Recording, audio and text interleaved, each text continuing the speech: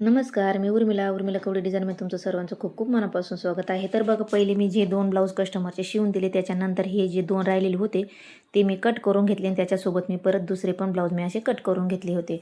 आणि त्याच्यानंतर आता हे ब्लाऊज मी शिवायला घेतलं होतं पहिले मेहंदी कलरचं, आणि ते व्यवस्थित असं फिटिंग वगैरे करून घेतली. म्हणजे शिवून वगैरे झाल्याच्या नंतर याची फिटिंग वगैरे करून घेतली. शोल्डर वगैरे कसे दाबायचे मी तुम्हाला एक बेबी पिंक कलरचं ब्लाऊज दाखवलेलं आहे, ते तुम्ही नसन बघितलं तर नक्की चेक करा. बाही कशी बसवायची आणि शोल्डर कसं बसवायचं, आणि बाही जोडताना खालीवर जो मोंड्यातला भाग खालीवर होतो तो का होतो, मी त्याच्या पूर्ण त्याच्याच व्हिडिओ टाकलेला आहे पिंक कलरच्या ब्लाऊजमध्ये. सविस्तर माहिती सांगितलेली आहे मी की खालीवर का होतो, तर नक्की चेक करा. तर बघा, हे ब्लाऊज मी पूर्ण शिवून घेणार आहे आणि हे कस्टमरला नंतर देऊन टाकणार आहे, त्याला हुका वगैरे बसून घेणार आहे. तर बघा, हे ब्लाऊज मी कट केले तेव्हा मी दुसरे पण 3-4 ब्लाऊज कट करून घेतले ते सोबतच. तर मी त्याच्यासोबतचे तुम्हाला साड्या शेअर केलेल्या आहे आणि त्याच्यामध्ये ब्लाऊज कसं कट करायचं ते पण मी तुम्हाला सांगितलेलं आहे. तर पुढं मी ती ब्लाऊज तुम्हाला दाखवणारच आहे. तर बघा, आता हे ब्लाऊज मी रेडी करून घेणार आहे आणि नंतर याच्यासोबतचं जे रेड कलरचं आहे ते पण मी लगेच रेडी करून घेणार आहे. तर बघा, दुपारचं काम आवरून झाल्याच्यानंतर मी ब्लाऊज वगैरे कट करायला बसले होते आणि त्याच्यानंतर हे संध्याकाळपर्यंत मी हे 3 ब्लाऊज शिवून घेतले होते. म्हणजे काही मी 8-8:30 वाजेपर्यंत, म्हणजे स्वयंपाकाच्या टायमापर्यंत हे ब्लाऊज मी शिवून घेतले होते आणि त्याच्यानंतर स्वयंपाक वगैरे केला आणि त्याच्यानंतर मग मी दुसऱ्या दिवशी पण तुम्हाला मी हे दाखवणार आहे, म्हणजे कसे म्हणजे शिवून झाल्याच्या नंतर. तर बघा, हे शिवून झाल्याच्या नंतर हे बराच वेळ झाला होता, संध्याकाळचे बरेच 8-8:30 वाजले होते तुम्हाला म्हटले मी, कारण भरपूर उशीर झाला. हे शिवून झाल्याच्या नंतर मी तुम्हाला रात्रीचे शूट करून दाखवलेलं आहे. या पद्धतीने हे ब्लाऊज मी अशी रेडी करून घेतले, दोन्ही एकदम फिनिशिंगमध्ये. तर बघू शकता, एकदम छान अशी फिनिशिंग आहे. पहिलं जे ब्लाऊज आहे त्यांचं ते पण एकदम फिनिशिंगमध्ये आलो होतं त्यांना, मग मस्त मी ते कट केलेले आहे. आणि हे दुसऱ्या कस्टमरचे आहे, मग मी तुमच्यासोबत शेअर केलेले आहे. हे ब्लाऊज म्हणजे फक्त मी कट करून म्हणजे शिवून घेतलेले आहे. आदल्या दिवशीचे शिवून घेतले ते मी, फक्त मी तुम्हाला हे दाखवले की मी हे आदल्या दिवशी शिवून घेतले ते लाल आणि मेहंदी कलरचं कट करायच्या आधी हे मी आदल्या दिवशी शिवून घेतलेले होते हे ब्लाऊज. तर बघा, मी हे ब्लाऊज म्हणजे असं असतं माझंवालं, काम आवरून झाल्याच्यानंतर स्वयंपाक वगैरे झाल्याच्यानंतर पण मी हे ब्लाऊज शिवून घेतले ते रात्रीचे 12 दिवशीच्या. तर बघा, हे जे 2 ब्लाऊज आणि हे आदल्या दिवशी शिवून झालेले होते आणि हे ब्लाऊज आणि अजून एक ब्लाऊज मी याच्यासोबत शिवून घेतलं होतं. तर बघा, त्याच्यानंतर हे मी तिन्ही कट करून घेतले ते त्याच्यासोबतच, आणि आता मी हे शिवून घेणार आहे. तिन्हीमधून बघू आता हे किती ब्लाऊज आपले शिवून होते. तर बघा, मी हे कट करून घेतले होते आणि त्याच्यानंतर बघा, हे एक शिवून झालं होतं माझंवालं. तर बघा, तुम्ही या पद्धतीने एकदम फिनिशिंगमध्ये हे ब्लाऊज रेडी झालेले आणि याच्यावरची मी साड्या तुमच्यासोबत शेअर केलेल्या आहे आणि ब्लाऊज पण कट करताना दाखवलेले आहे की ब्लाऊज आपल्याला कसे कट करायचे आहे.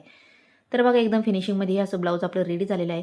तर बघा, त्या कस्टमरचं ब्लाऊज मी पहिल्यांदाच आलं होतं, तुम्हाला म्हटले होते की पहिल्यांदाच ब्लाऊज आलेले आहे. 4 ब्लाऊज होते. एक त्यांचंवालं दुसऱ्या टेलरने कट करून दिलेलं होतं, ते पण मी तुमच्यासोबत शेअर केलेलं आहे. आणि त्याच्यानंतर त्यांना छान बसले, तर त्यांचा फोन आला. त्या म्हटलं, तर मला एकदम छान बसलेलं आहे, तर जे 2 राहिलेले आहे ते पण कट करून मला शिवून द्या, नंतर मला दुसरे पण टाकायचे आहे. तर मग मी ते आता शिवून दिले. आता हे मेहंदी कलरचं आणि एक रेड कलरचं, आणि नंतर पण त्या परत टाकणार आहे. तर बघा, हे जे ब्लाऊज मी शिवलेलं आहे हे पानगळा, तर मी याच्यात तुमच्यासोबत शेअर केलेला आहे. लेस ब्लाऊज डिझाईन कालच, तर तुम्ही बघितली नसेल नक्की चेक करा. एकदम सुंदर अशी ही मी पानगळा लेस ब्लाऊज डिझाईन दाखवलेली आहे. तर बघा, हा पूर्ण ब्लाऊज असा रेडी करून घेतला होता मी पानगळ्यामध्ये, एकदम छान असा. तर बघा, हे 2 दिवसाचा माझा व्हिडिओ आहे. तर बघा, आदल्या दिवशी मी ते 3 ब्लाऊज शिवून आणि त्याच्यानंतर कट करून घेतले ते 5-6 ब्लाऊज एका दिवसात, आणि 3 ब्लाऊज रेडी झाले होते. तर कारण कसं, घरातलं काम आवरून झाल्याच्या नंतरच मी ब्लाऊज कट करायला शिवायला बसत असते, त्याच्यामुळे तरी पण 3 ब्लाऊज आणि 5 ते 6 ब्लाऊज माझे कट करून झाले होते. आणि हे दुसऱ्या दिवशी मी हे 3 ब्लाऊज शिवून घेतले होते. तर बघा, तो पानगळ्यामध्ये हा गोलगळ्यामध्ये घेतला आणि याला अशी लेस लावून घेतलेली आहे आणि एकदम सुंदर अशी ही 3 ब्लाऊज एकाच कस्टमरची हे रेडी झालेले आहे.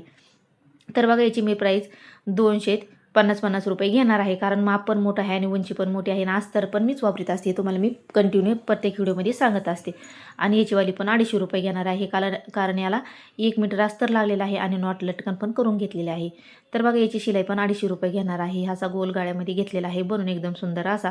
आणि त्याच्यानंतर हे तुम्हाला मी कालच दाखवले होते हे ब्लाऊज, पण अंधार पडला होता, त्याच्यामुळे मी परत तुमच्याला दुसऱ्या दिवशी दाखवले. तर बघा, हे ब्लाऊजची मी शिलाई 220 रुपये घेतलेली आहे, म्हणजे घेणार आहे.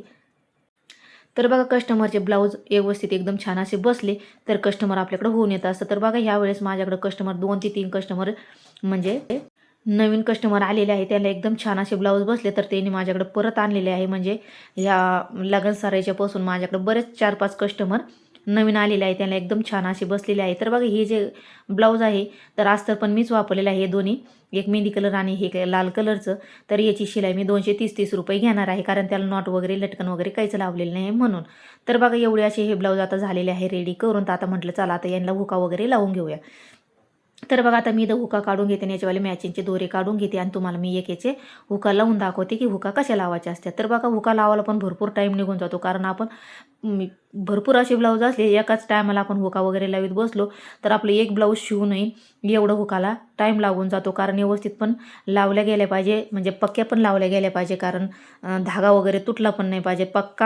पक्के हुक वगैरे लावले गेले तर ब्लाऊज फाटतं पण हुका वगैरे म्हणजे तुटत नाही. त्याच्यामुळे आपल्याला पक्के घ्यायचे आहे. तर बघा अशी खडून पहिली याच्यावरती मार्किंग करून घ्यायची आहे, ती हुक होती तो त्याच्या साईडनी.